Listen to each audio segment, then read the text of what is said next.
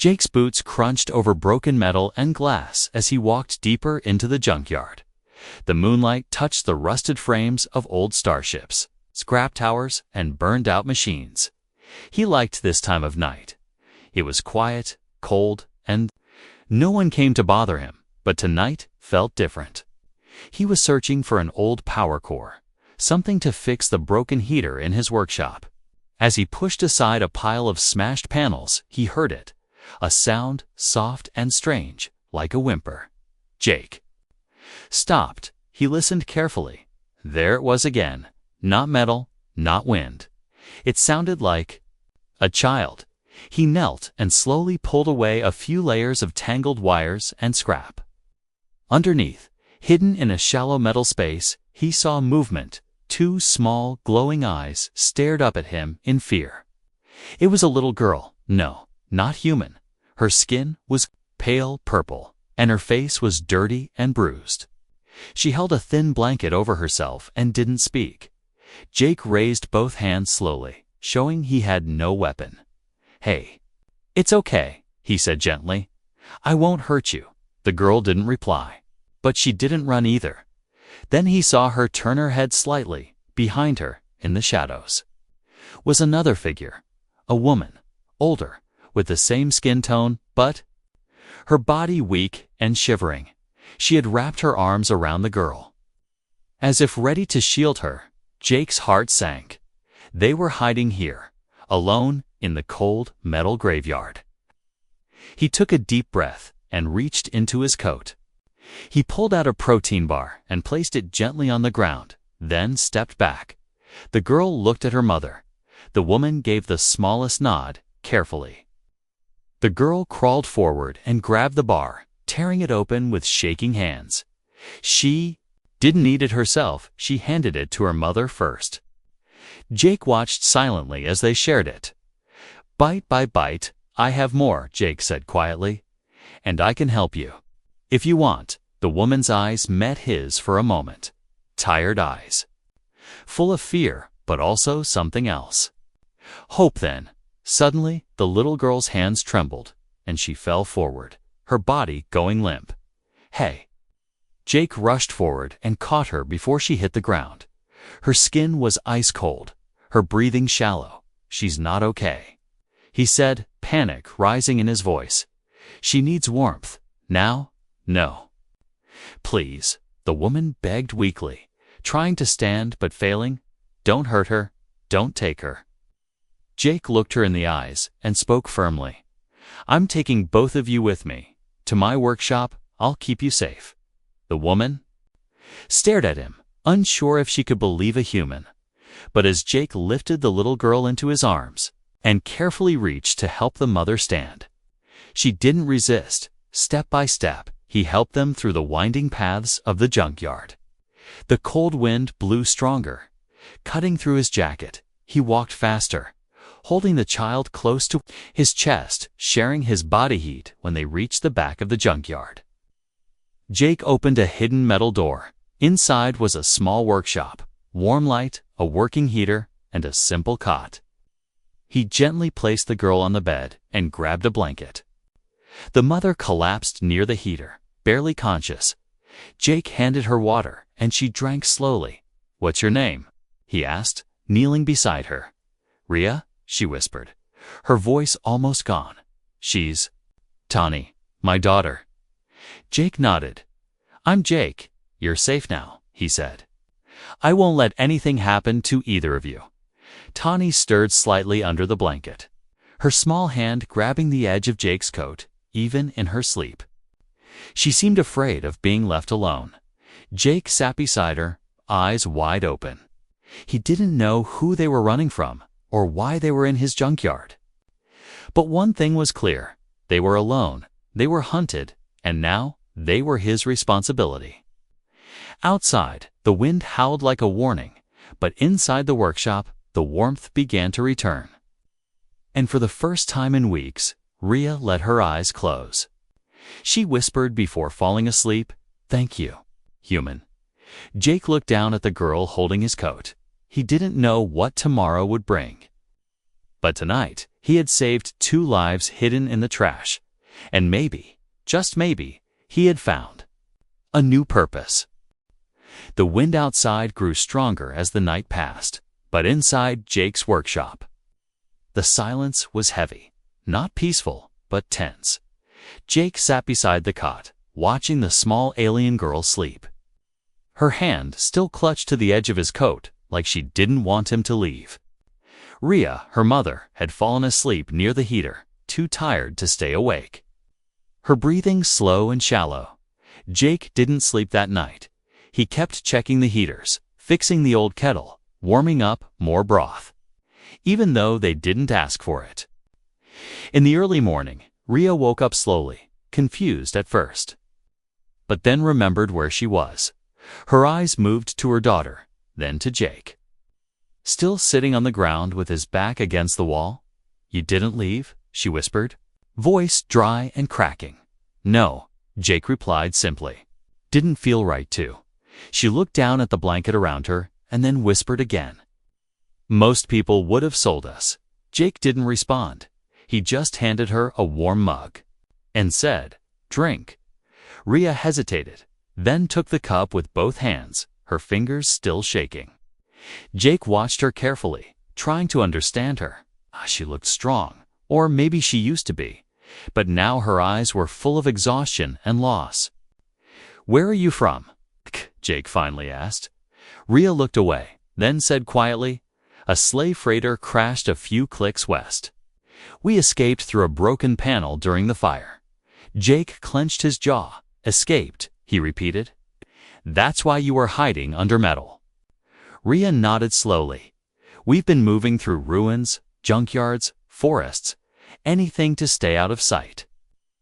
She reached toward her leg and pulled up her sleeve, revealing a dark bruise and a line of irritated skin with blinking red under it. "There's a tracker inside me," she said with a trembling voice. "That's how they'll find us again." Jake leaned forward immediately. "You didn't say anything last night. I didn't trust you," she replied softly. "Still don't." Jake stood and walked to the workbench without saying a word.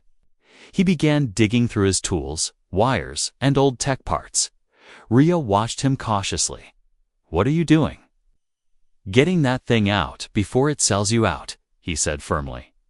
She stared at him in silence, unsure if she should run or stay.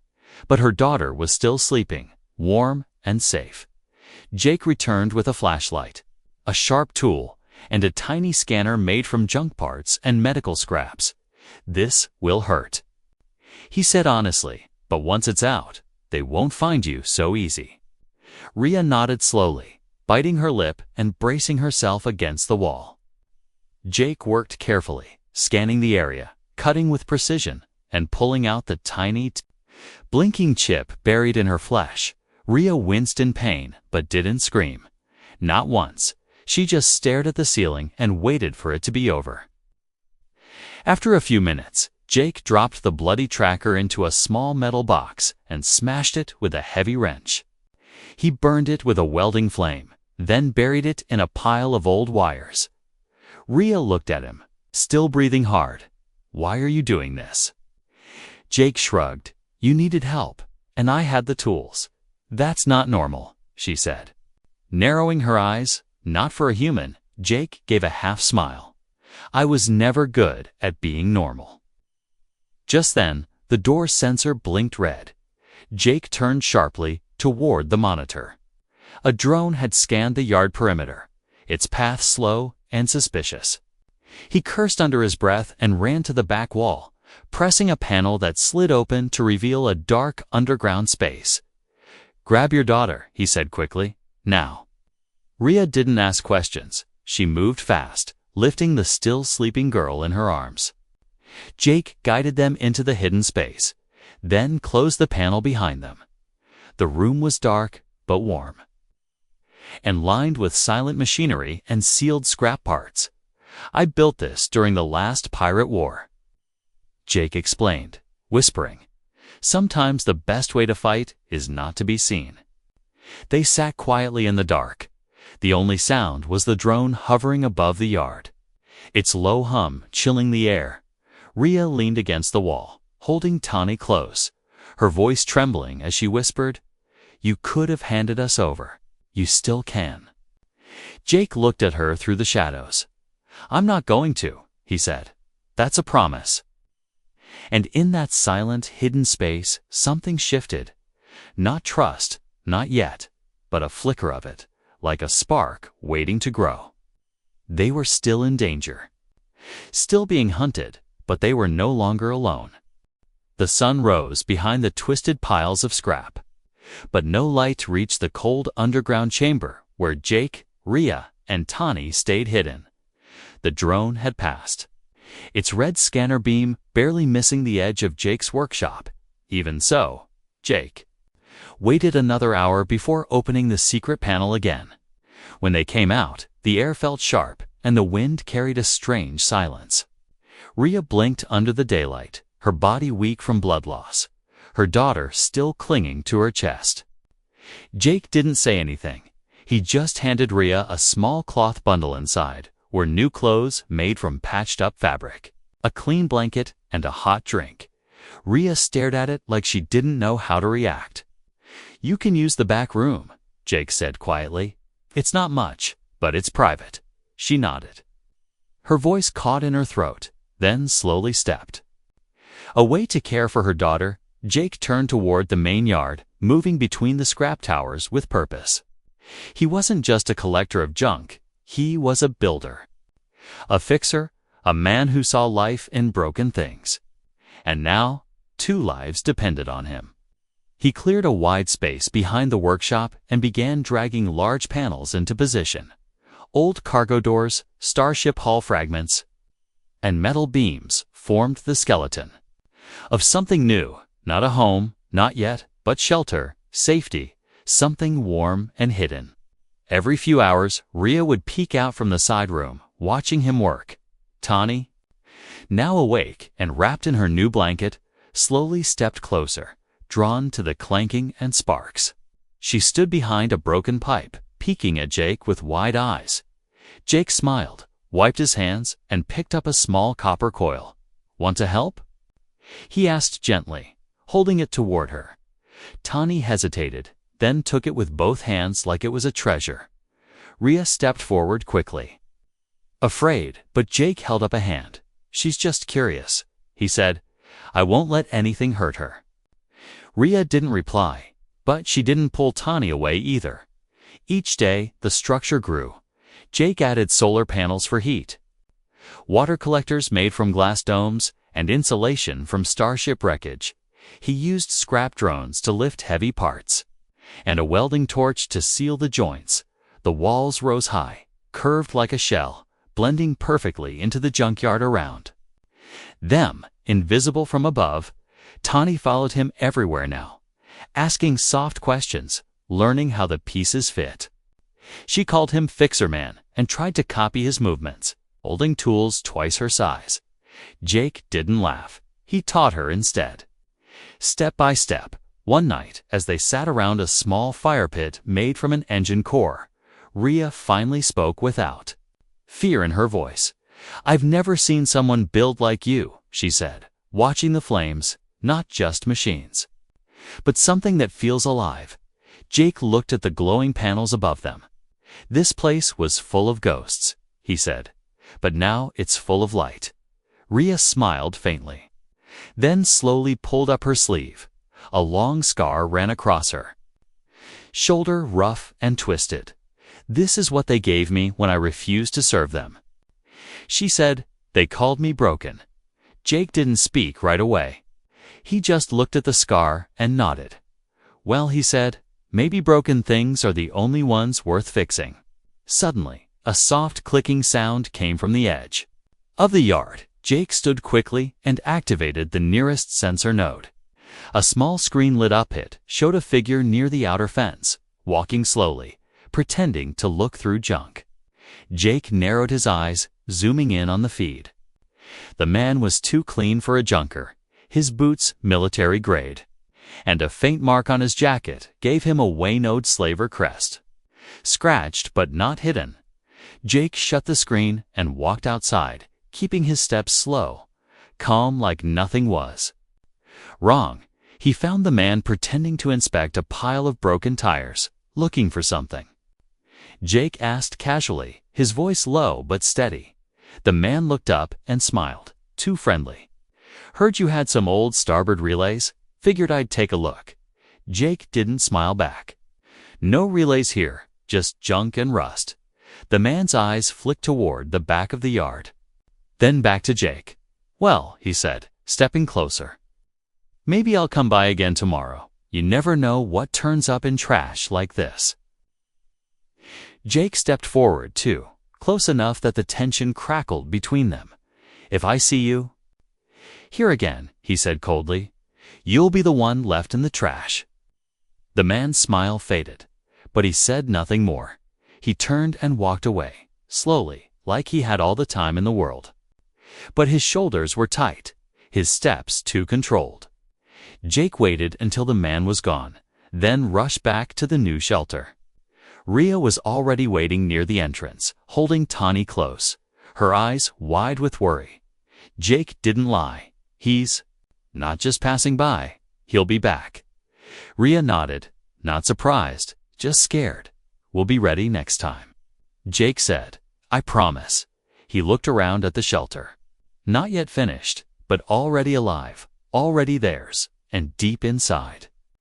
Something told him this wasn't just about protection anymore. This was home, and he would fight to keep it.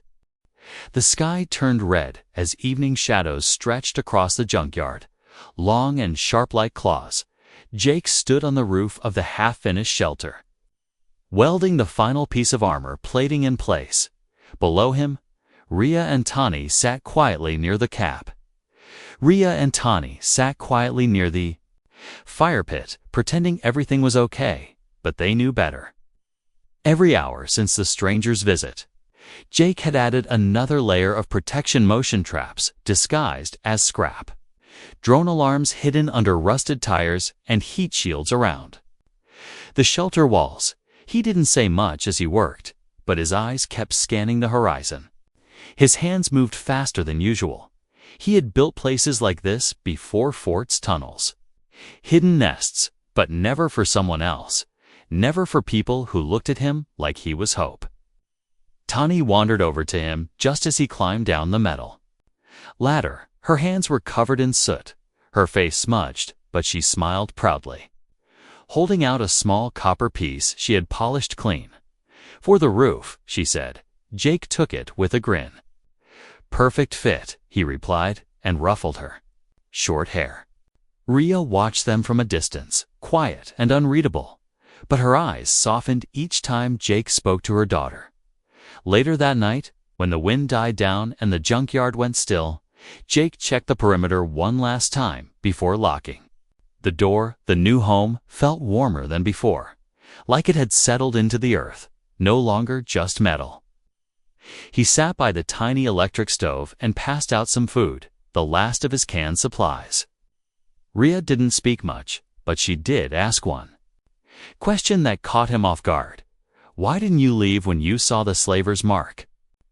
Jake took a bite, chewed slowly, and said, "Because you didn't leave your daughter when you had the chance." She looked away, biting her lip, her hands gripping the cup in silence. After a while, she whispered, "They'll send others."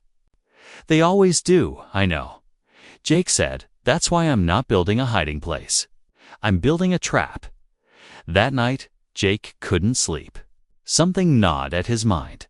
Not fear, not exactly it, was the feeling of being hunted. Again, it was familiar, something from his past. From the war days when drones screamed in the sky and survival meant being smarter than the enemy. He got up quietly, walked to the side room where Rhea and Tani were resting, and listened. Tani snored softly, curled up with her new blanket. But Rhea was sitting up in the dark, her eyes open, staring at nothing. Jake stepped in and sat on the floor near the door, not saying anything at first. After a minute she spoke. He was one of them. Jake nodded. "I know. I used to serve under one like him." They called him Captain Drex, she continued, her voice low. He enjoyed taking things apart, especially people. Jake clenched his fists slowly. Breathing in through his nose, he's the one who marked your shoulder. Rhea didn't answer, but the way her hand gripped her sleeve said enough. Jake looked at her, his voice calm but strong. If he comes back, I'll make sure he doesn't leave. A strange silence filled the room after that, heavy but honest. When Jake stood up to leave, Rhea asked one last thing. Why do you care? He paused at the door, not turning around, because I used to be lost too. He said, and someone helped me once. Now it's my turn. The next morning, the junkyard woke with the sound of screeching metal. Not from Jake's tools, but from outside the walls. A transport sled, light class, had landed just beyond the southern ridge, its engines still humming. Jake grabbed his scope and looked through the cracks in the fence. 3 figures stepped out, dressed like scavengers, but moved like soldiers. Jake moved fast, activated the outer defenses, and sent a signal to the decoy lights he had placed in the northeast corner. Within seconds, the figures were scanning that direction. Thinking they had found something, Jake ran back inside. Breath short, Rhea. Get underground with Tani, now. She didn't argue, just grabbed her daughter and disappeared behind the panel. Jake opened his armory locker, only 3 weapons inside, all patched from junk parts. He chose the one with the least chance of backfiring, loaded it, and stood by the window. A long pause stretched in the air, then footsteps, slow and careful. Crunching on broken glass, a voice called out, too smooth. Hello again, Junkman. We forgot to say goodbye yesterday. Jake didn't reply. He just waited, finger steady on the trigger. The next move would decide everything, and Jake was ready to fight, not just for himself, but for the girl who smiled with copper in her hand, for the mother who no longer called herself broken, and for the home he had built out of trash, with nothing but fire, will, and a few bolts of courage. The junkyard held its breath, every scrap and shadow frozen in place as the footsteps grew louder. Jake stayed by the cracked window, watching as one of the strangers slowly came into view. He was tall, clean-shaven, with a scanner over one eye, and a smug smile that didn't match the filth on his clothes. The man looked straight toward the shelter like he already knew what was inside. I'm not here to waste time, the man called, his voice smooth like oil. We tracked something to this dump, and it belongs to my boss. Jake stayed silent, his finger still on the trigger. The man stepped closer, his boots crunching the dirt. You're a smart man, Fixer, he said. Give us the cargo, and we leave. No one gets hurt. Jake stepped out of the shadows, holding the makeshift plasma rifle tight. There's no cargo here, he said flatly. The man tilted his head, smiling wider. Funny thing, our tracker said otherwise before it went dark. Nasty business, cutting it out. I'd guess Jake didn't blink. You're not welcome here. The man sighed, then waved his hand, and 2 more figures stepped out from behind a pile of broken engines. Both armed, both ready. Jake didn't wait. He pressed a button on the device at his hip. Instantly, one of the scrap towers behind the strangers exploded in light. Releasing a high-pitched sonic wave, the men flinched, covering their ears. As Jake took his shot, the plasma bolt hit the ground near their feet. Not to kill, just to send a message. Next one doesn't miss. Jake growled. They backed off. Just a few steps, but didn't run. We'll be back, the leader hissed. And when we come, we bring more than talk. Jake watched them retreat, their forms disappearing behind the rusted gates.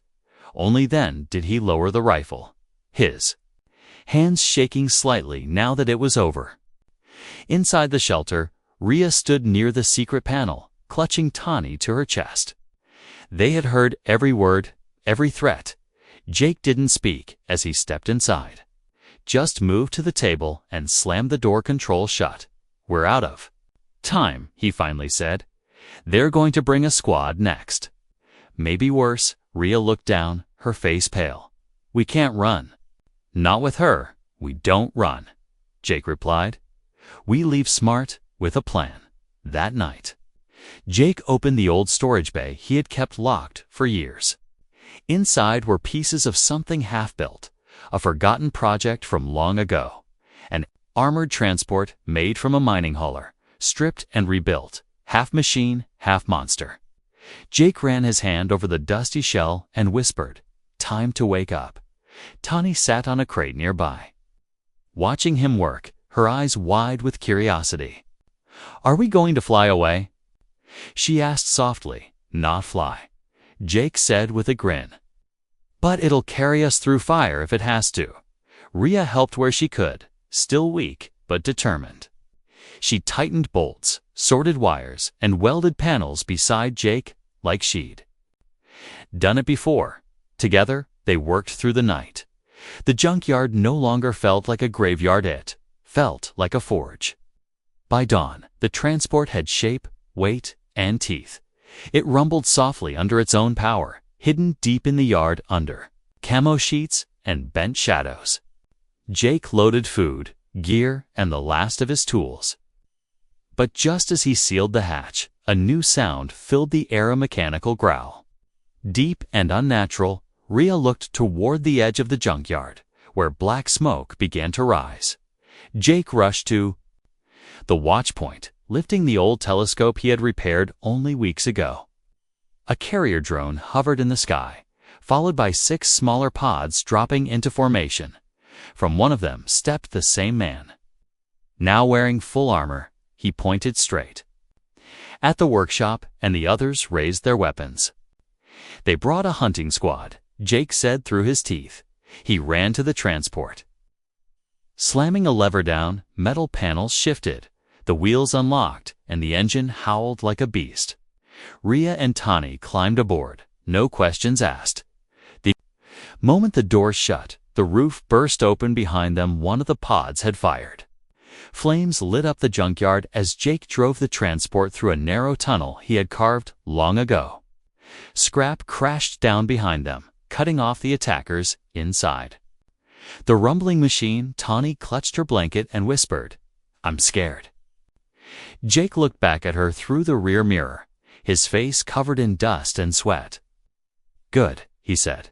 "That means you're still alive." And then they vanished into the storm, leaving the junkyard burning behind them. But they had something more than fire, more than fear. They had each other. And Jake had one goal now, to find a place where no one would ever call them broken again.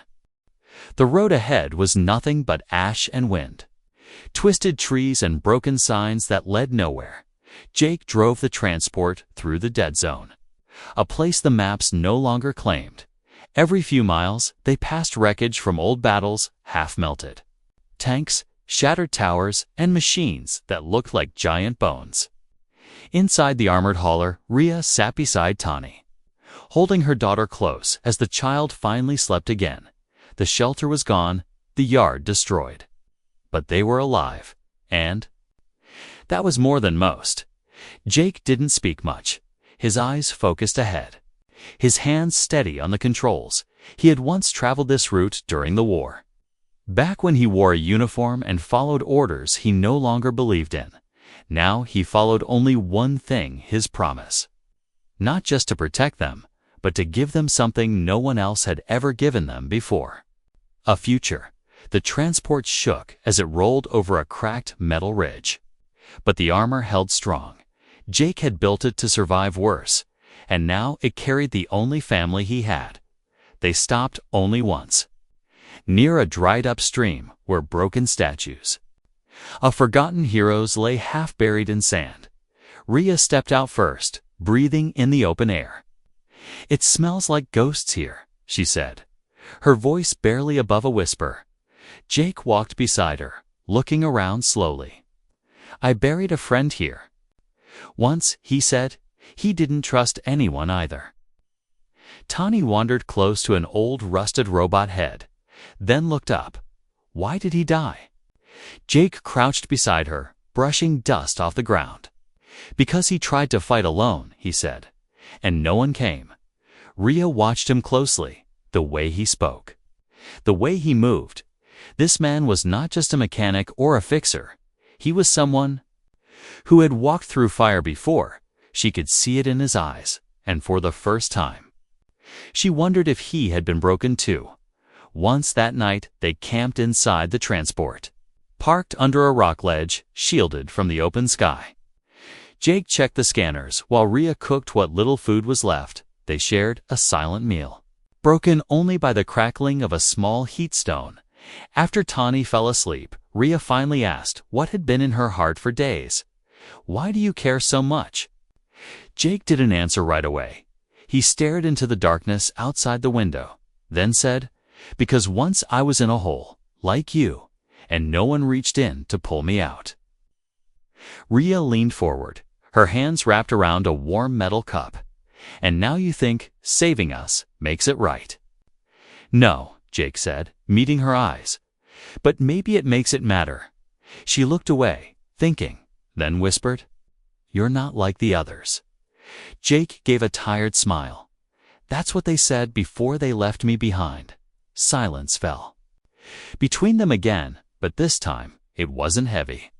It felt like something new was building in the space between the words. Not love, not yet, but the kind of respect born from pain. The next morning, the sky was gray, and the air tasted like metal. Jake opened the storage panel and took out a folded map, drawn by hand. "We're close to the Iron Line," he said, pointing. "If we cross it, there's an old rebel hideout I helped build deep in the mountain spine." Rhea nodded, her face serious. "Will they help us?" "No," Jake replied, "but they'll leave us alone, and sometimes that's better." They climbed back into the transport, engines humming, wheels grinding against old stone. As they moved forward, Jake noticed a flicker on the radar. He leaned in, narrowing his ICE-3 heat signatures. Fast and closing in, he didn't speak, just flipped to switches and changed course. Rhea felt it in the shift of the floor. "What is it?" "Trouble," Jake said, "but not enough to stop us from behind the distant rocks." 3 small hover bikes broke into view, riders in black armor with sharp helmets and long rifles. Jake gunned the engine. The hauler roared forward, plowing through debris like it was paper. The raiders fired, but the bullets bounced off the metal shell like pebbles. Inside, Tani woke up screaming, holding her ears as the blasts echoed through the walls. Jake shouted back, "We're almost through." He turned the transport hard toward a narrow canyon entrance just ahead. Rhea held Tani tight, whispering to calm her while bracing herself against the wall. The hover bikes followed, but they couldn't match the hauler's weight or momentum. When the transport reached the canyon's mouth, Jake pressed the emergency core. The back section detached and dropped a surprise and explosive shock trap he had wired 2 nights ago. The explosion lit up the narrow pass, dust and rock raining down, sealing the path behind them. The radar went clean. Only the pulse of the mountain ahead remained. As the dust settled, Jake leaned back in his seat. Heart pounding, Rhea looked at him and said quietly, "You saved us again." Jake didn't smile, just looked ahead and said, "No, I bought us time. Now let's find a place where no one else has to." Snow began to fall gently as the transport climbed higher into the mountains. It was thin at first, just dust on the windshield. But soon, it painted everything white, soft, and silent. The road had vanished behind them, buried by rock and fire. There was no turning back now, only forward into the cold unknown. Tani sat quietly in the back seat, bundled in a patched jacket too big for her. She had stopped asking if they were safe. She just held a little tool Jake had given her, as if it meant everything. Rhea stared out the side window, her breath fogging the glass. Her hands were raw, her body tired, but her eyes were sharp and watchful. Jake's hands gripped the wheel tighter with every mile. He knew the rebel shelter was close. He had carved its walls himself during the war, but the way there had changed. The paths covered with snow and time. Still, his memory led him step by step. At last, they reached a cliff edge where wind howled like a voice from the past. Jake stepped out, boots sinking into snow, and walked to a jagged rock formation. He brushed away the ice, revealing a rusted panel with a sharp twist of a hidden gear. The wall of stone groaned and split open. Behind it was darkness, wide and deep. Jake lit a flare and led the way. The tunnel swallowed them whole as the wind faded behind. Steel doors waited at the far end, old, forgotten, but still working. He entered the code by muscle memory, and with a loud creak, they opened. Warm light flickered from emergency coils inside. The shelter smelled of oil and dust, but it was dry. Safe and untouched, Rhea stepped inside, holding Tawny close, looking around like she couldn't believe it was real. This is a palace," she whispered, her voice breaking. Jake let out a long breath and dropped the heavy pack from his shoulder. "It's not much," he said, "but no one will find you here, not unless you want them to." They spent the next hours cleaning the place, lighting old heaters, testing power cores. Tanny found a small room with a bunk and called it hers without asking. Rhea claimed the space across the hall, her fingers brushing over old walls like they were made of gold. That night, they sat around a warm lamp, eating the last of their rations. No one said much until Rhea looked at Jake with something new in her eyes. "Something softer. You gave us a home, from nothing," she said. "Why?" Jake looked at her, tired but peaceful now. "Because no one ever gave me one," he replied. "I had to build it myself, and I figured maybe this time I wouldn't be alone." Rhea reached across the table, her fingers touching his hand. "Not as thanks, but as something deeper. Not love, not yet, but something that felt like it could grow into it. A seed planted in snow, waiting for spring." Tawny looked up, eyes wide and sleepy. "Can we stay here forever?" Jake smiled for the first time in days. "Yeah," he said, "forever sounds good." Weeks passed, and no one came. No drones, no voices, only wind and time. Jake repaired the old systems, taught Tawny how to fix lights, and built Rhea a workbench of her own. She was a fast learner, smarter than she believed. Every day she stood straighter. Every night she looked less like a hunted ghost and more like herself again. One evening, as the snow fell again outside the window, Tawny climbed into Jake's lap with a drawing in her hands. It showed 3 stick figures, one big, one medium, and one small, standing in front of a house made from metal. "This is us," she said proudly, pointing. Jake smiled, his chest suddenly tight. "Who's this one?" he asked, pointing to the biggest figure. Tawny giggled. "That's you, Papa." Jake looked at Rhea, who watched with tears in her eyes but didn't speak.